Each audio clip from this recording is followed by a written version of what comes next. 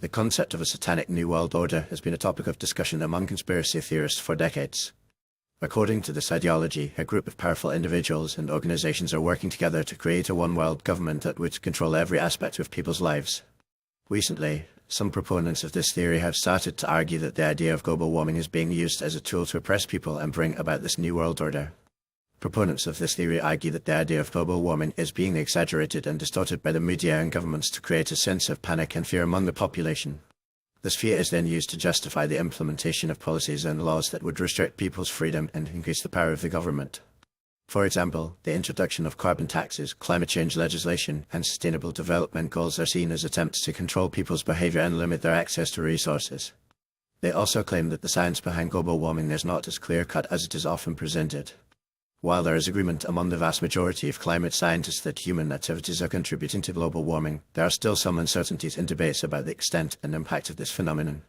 However, according to this theory, the Satanic New World Order is using the consensus on climate change as a way to impose their agenda on the world.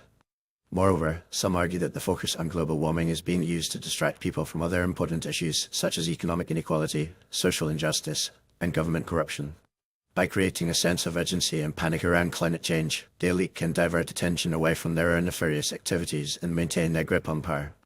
The use of propaganda and disinformation is also seen as a key component of this strategy. Proponents of the Satanic New World Order theory argue that the media and governments are using manipulative tactics to shape public opinion and create a sense of consensus around the idea of global warming. This includes the use of emotionally charged language, selectively presenting data, and suppressing dissenting voices. Furthermore, the idea of sustainable development and the green economy is seen as a Trojan horse for the implementation of a new world order.